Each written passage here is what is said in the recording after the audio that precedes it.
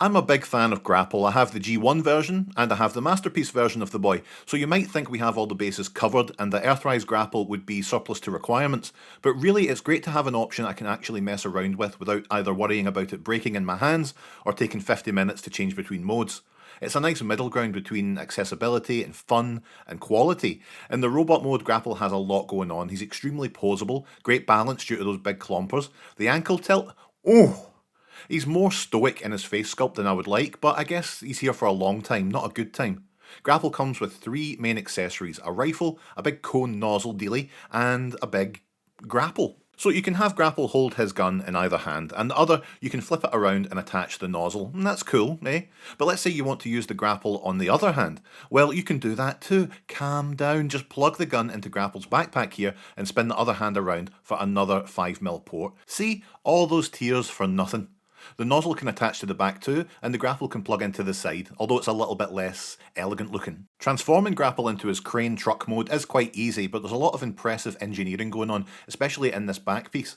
Other than that, there's not much to it really, and once you've got these arms folded in, you spin the head section around and snap things into place at the back, and you're there, pal.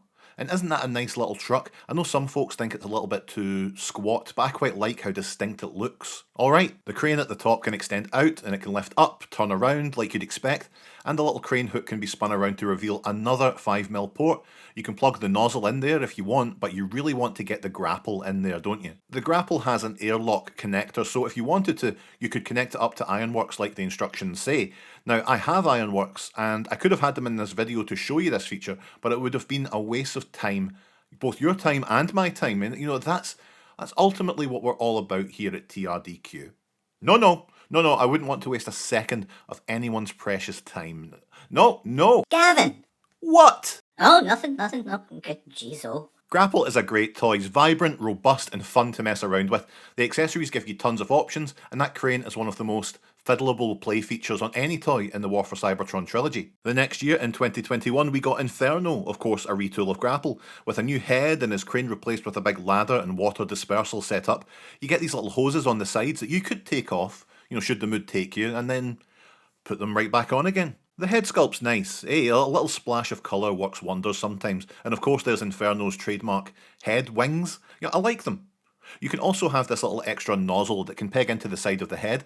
I'm not judging, he can do what he likes. Besides the Grapple, we have all the same features of Grapple, you know, the little hand rotating gimmick where you can swap out his hand for a 5mm port and plug that larger included nozzle in. Transformation is the same as Grapple. It's simple, it's fun, it's engaging.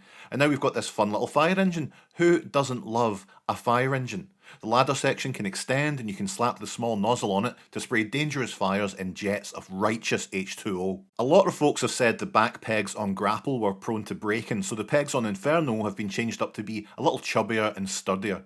And Inferno feels suitably different from Grapple. There's a different vibe here, a different personality. And look, I know it's basically the same toy, but come on, let me have this. This year brought us Road Hauler from the Legacy Velocitron Speedia 500 collection. I guess he's rescue crew if the races get out of hand.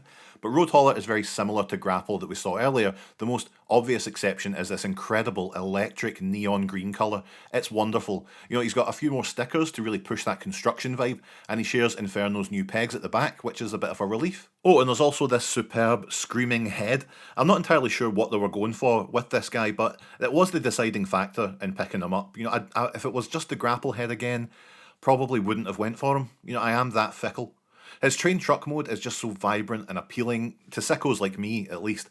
I did wonder if it glows in the dark, but it doesn't. But it does look like it could. Is that an endorsement? I don't regret picking him up, because frankly, Grapple came out 2 years ago and that was old Gavin's money. Together they form quite a trio, and kudos to Hasbro for putting the slightly different Inferno in between the release of Grapple and Road Hauler and tricking my brain into wanting the same toy again. You know, that's not fair. Honestly, Road Hauler feels distinct enough to justify their existence. In fact, they might actually be my favourite, which is probably recency bias, you know, worming its way into my reviews again, but I can do what I like.